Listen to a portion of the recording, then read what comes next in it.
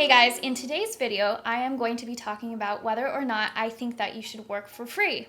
Now, every musician has had this question asked of them, and most of the time it's accompanied with, oh, it would be great exposure. Most of those times are the times that you should definitely say no, but I'm going to do a deep dive into this today and tell you when I would actually work for free and when I would not. First of all, I do want to say I really think it's important to give back because, you receive a lot of help along your musical journey, and it's really important to actually give back to people.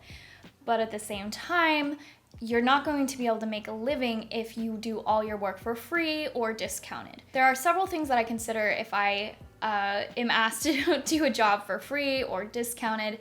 So the first thing I will say is, especially when you're starting out, you are going to have to work at a much discounted rate and work for free potentially. The way that I looked at it when I was doing my master's program, I was doing a lot of student films that were barely paying, or maybe they said, oh, we'll buy you dinner, which usually was a Domino's pizza, or maybe it was completely for free. And so the way that I looked at it though was I'm in school, I am learning right now, and luckily I was not having to pay for rent at the time, and so I was just looking at this as a learning and growing experience, and I wasn't looking at those things as like, oh, I have to make a living right now. So that's the way that I started with that. And especially, you move to a new city or you're just starting out, you are going to have to do a lot of gigs that are not your dream gig and things that pay extremely well. But later on, hopefully, years go by, you have more experience, and then you can start asking for a more reasonable rate. And so here's the thing is every single gig is different. Every single gig is different. There are definitely times I do donate my services. If it's for a charity, certain charity events and things that I feel very strongly about, or, I want to give back to somebody who's maybe just starting out and I see that they have a lot of promise, but of course they don't have the funds. So sometimes I will either do a donated service or a discounted service. But most of the time I do expect my rate because I am a full-time musician. I don't have another job. The only way I make money is by being a musician and is charging people for my services. And so here's the thing is, there's times people will be like, oh, well, can you just do me a favor this one time and do it for cheaper? But the problem is, there's a lot of problems with that. So number one, if every single person gets a discount, let's say it's a 50% discount. If every person gets that, then all of a sudden, I'm making 50% less that whole year. That's a lot of money. And Los Angeles is very expensive to live in, so you have to maintain a particular, a certain rate in order to survive. So that's really, really, really important. The second thing, if people are asking for a favor or a discount, a lot of times then it will cheapen your services and everybody else's services. So for instance, I'm just making up a number right now. This is not a legit number. If normally your rate is $20 an hour, which it should hopefully be a lot more, but let's just say it's $20 an hour to just make this easier. It's $20 an hour and this person's like, hey, will you do it for $10 an hour?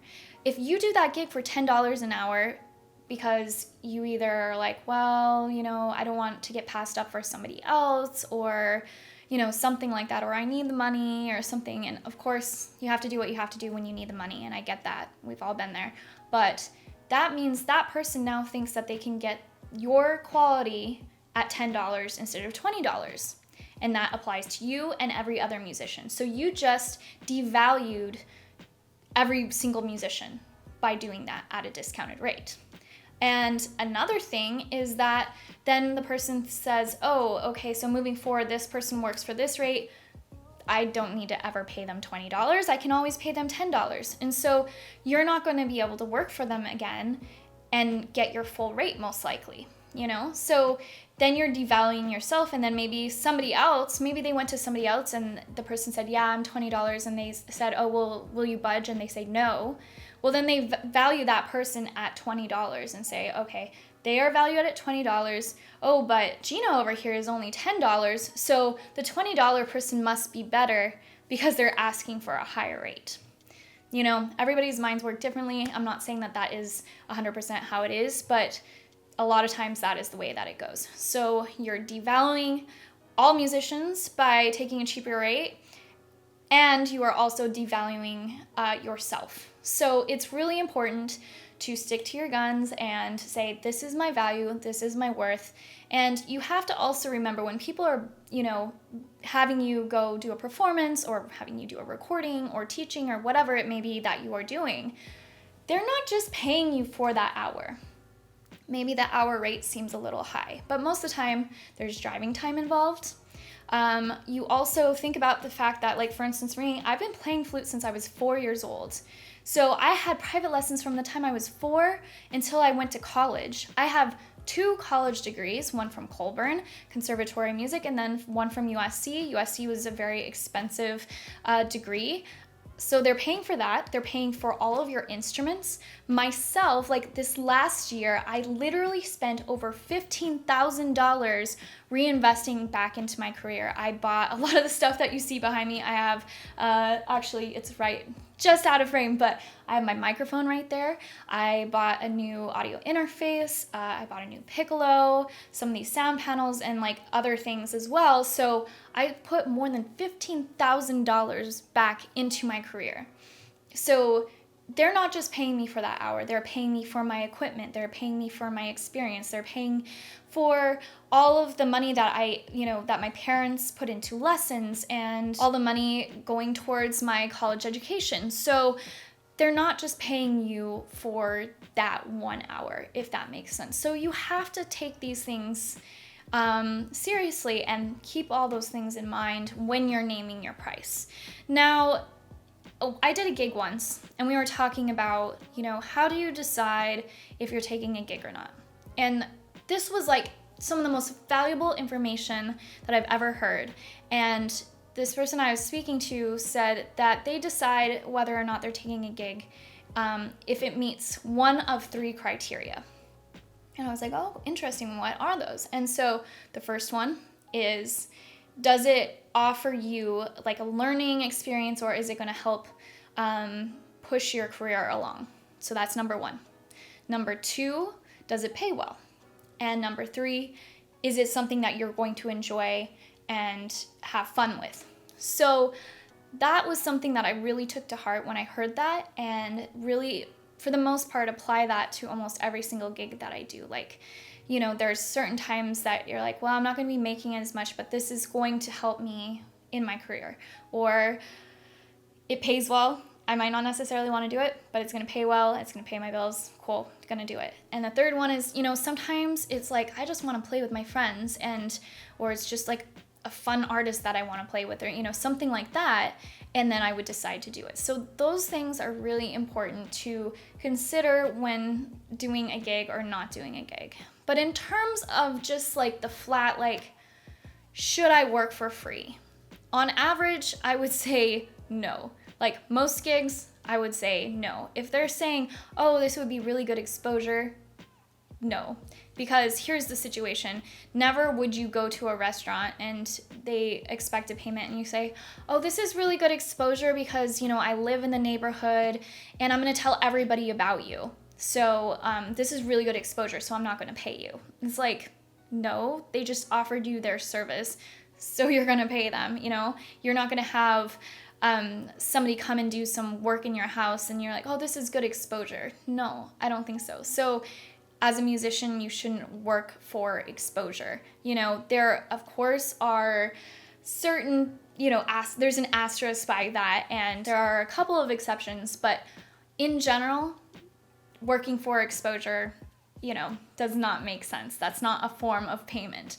But again, when you're starting out, there are times that it's going to make sense to work for free, or, for a lot lower than what rate you think you should be getting. And also, there are times also, like, for instance, a friend of mine is working on a project and I really want to work on the project with them and they don't have a budget.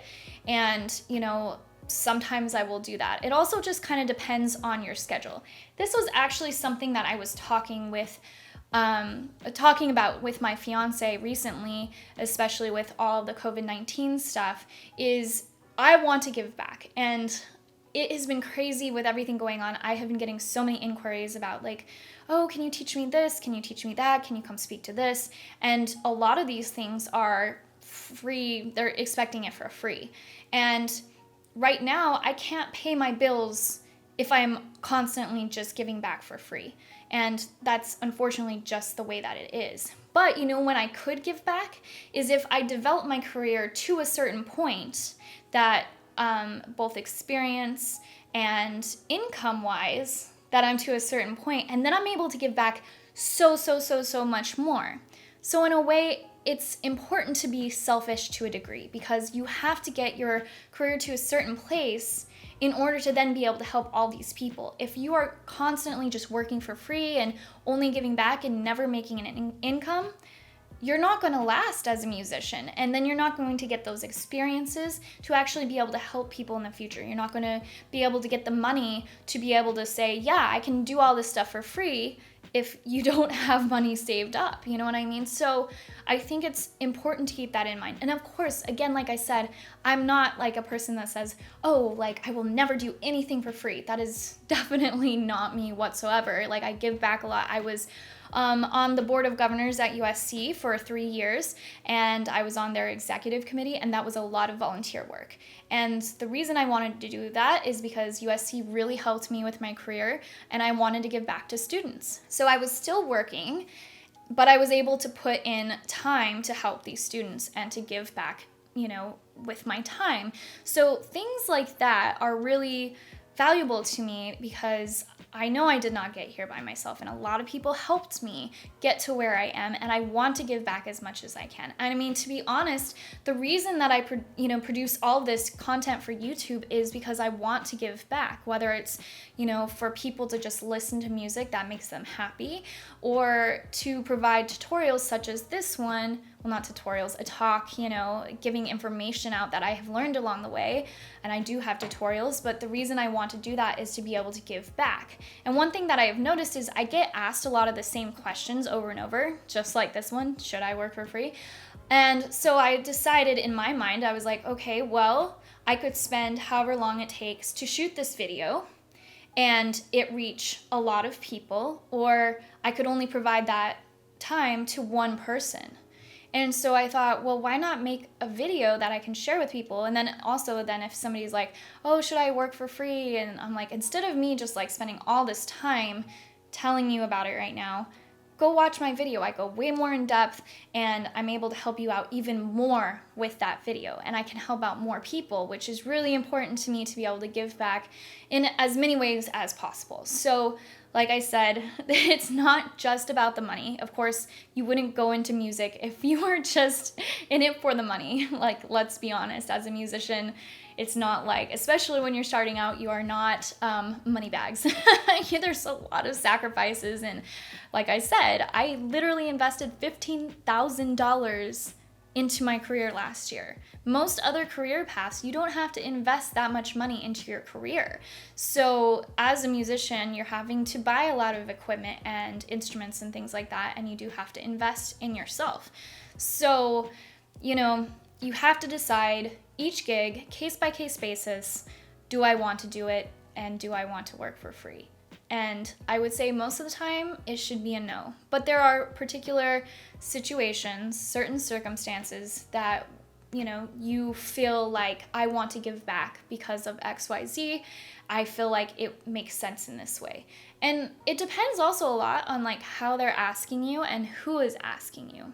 If it's like, you know, for instance, like a charity or something like that, and they're not paying anyone and everything is being donated, okay, well, that makes sense. But if they're just trying to pocket more of the money themselves and they're being cheap, then it might not be the right time to be working for free or discounted rates. So anyway, it's up to you guys. I'm curious what you guys think about this subject and your experiences, and like what criteria that you use to determine like when you use your full rate or discounted rate or working for free. So leave those in the comments below. I would love to have a discussion, a nice discussion. Okay, let's not like jump on anybody right now, but a discussion to discuss this, and that way we can help each other and, you know, see what works best. But like I said, it's just really important to remember your value and remember other musicians' value as well when accepting things at a discounted or no rate whatsoever. So anyway, thank you so much for watching this video. Please let me know if you have any questions about this or anything else, or if you have any video suggestions for me. So of course, as always, make sure to subscribe to my channel. I have a bunch of new videos coming out soon, which I release at least weekly, if not twice a week. And of course, also follow me on Facebook and Instagram. I have a lot of content talking about, you know, what I'm up to right now, what I'm working on, as well as other tips and tricks for you guys. So always remember though, with your gigs, consider, do I want to work for free? And remember your value. Okay, see you guys soon.